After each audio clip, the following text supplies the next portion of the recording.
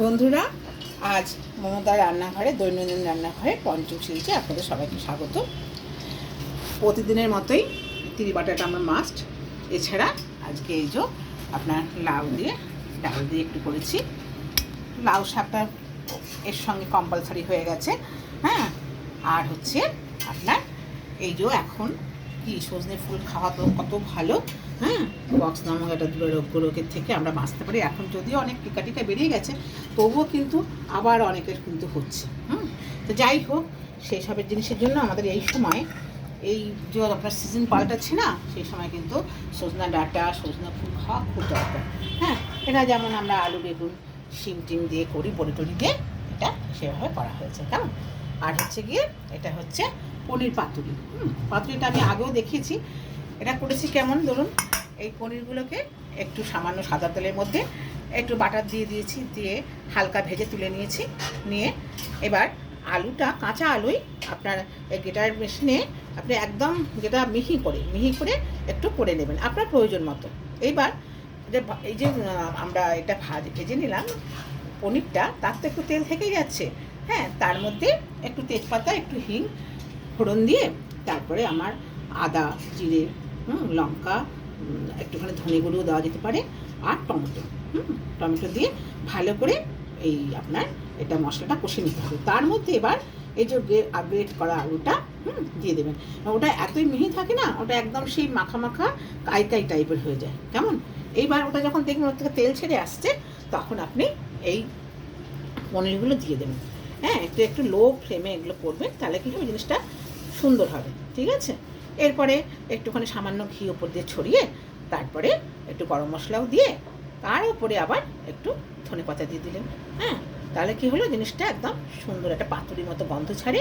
এখন বললাম না যে কলা পাতা তো সবসময় পাওয়া যায় না। কলা পাতা হলে কি মেখে টেখে সব একসঙ্গে মেখে বসিয়ে দেওয়া যায়, আর কলা পাতা একটা না মানে পুড়লে একটা সুন্দর গন্ধ ছাড়ে। হ্যাঁ, সেটার জন্যই ওটা অত মানে সুন্দর লাগে খেতে। আর কি সে যে কোনো কিছুই কলা পাতা পাতুরি করা যায়। তো আমাদের তো এখানে মানে কি বলবো, শহরাঞ্চলে তো অত এখন আর এসব পাওয়া যায় না। রোজের ব্যাপারে বলছি, মার যখন একান্ত দরকার হয় নিশ্চয়ই মানুষ মানে কিনে নিয়ে আসবে। রোজের ব্যাপারে তো কলা পাতা কিনে নিয়ে করার মানে কোনো মানেই হয় না, হয়ে ওঠে না। মানে হয় না বলবো না, যে পারবেন করবেন অবশ্যই, কিন্তু আমার হয়ে ওঠেনি। ঠিক আছে? আর হচ্ছে এটা আপনারা জানেন যে পুরনো পাকা তেঁতুল খাওয়া কত ভালো। ওটাও কিন্তু অনেক পুরনো রোগে মানে সমস্যার সমাধান করে। ওটা দিয়ে আমি একটু বড়ার মধ্যে দিয়ে বড়া তৈরি করে তার দিয়ে একটু টক করেছি। ঠিক আছে? এই হয়েছে আমার আজকের মেনু। তো যদি আপনাদের পছন্দ হয়, তাহলে আপনারা এইভাবে খেতে পারেন। তবে এখন যেটা শীতকালে সম্ভব হয়েছে, সেটা হয়তো গরমকালে সম্ভব হবে না, কারণ সবসময় সব জিনিসটা পাওয়া যায় না। হ্যাঁ, তো সেই জন্য এগুলো করেছি। আর আজকে আমি দইয়ের ব্যাপারটা রাখিনি, এই কারণে যে টকটা আছে তো। হ্যাঁ, দইটা খেলে অসুবিধা হবে, সেই জন্য ফলটা আছে। যেমন এখানে যে তোমার আপনার কালো আপনার কী বলবো ওটাকে, আঙুর, কালো আঙুর, আর হচ্ছে এই যে লেবু আর শশা, এই আর কি আপনি যখন যেমন হবে আর কি। আজকে আমার এটা ছিল, আমি তাই এটা দেখাচ্ছি। হ্যাঁ, আমি কালো খেজুর বলে ফেলেছি, বা কালো জামও বলতে যাচ্ছিলাম, খেয়াল ছিল না। হ্যাঁ, এটা কালো আঙুর। ঠিক আছে? তো যাই হোক, আপনার এখানে আমার আজকে এখানে আছে এগুলো আমি দেখালাম। আপনার যেটা থাকবে আপনি সেটা খেতেই পারেন। হ্যাঁ, তো এই আর কি ব্যাপার। তো এরকম যদি আমরা বিভিন্ন রকম রান্না একটু ঘুরিয়ে ফিরিয়ে, বা ধরুন একটা রান্না অন্য রান্না একটা আপনার সিরিজ থেকে আরেকটা রান্না নিয়ে, বা এখান থেকে আরেকটা রান্না নিয়ে, বা আপনার দ্বিতীয় থেকে তৃতীয় যে কোনোভাবে আরেকটা রান্না মিলিয়ে মিশিয়েও আপনি করতে পারেন, কোনো অসুবিধা নেই। এইভাবে করলে কি হচ্ছে, মানে আমরা বিভিন্ন দিনে বিভিন্ন রকম খাওয়া খেয়ে আমাদের রসনা তৃপ্ত করতে পারি। তো সেই হিসাবে আমি বলছি, এগুলো দেখাচ্ছি। আর যেগুলো ধরুন আমি নতুনত্ব আবার অন্য কোনো রান্না দেখাবো, তখন অবশ্যই আমি সেগুলোকে করে দেখাবো।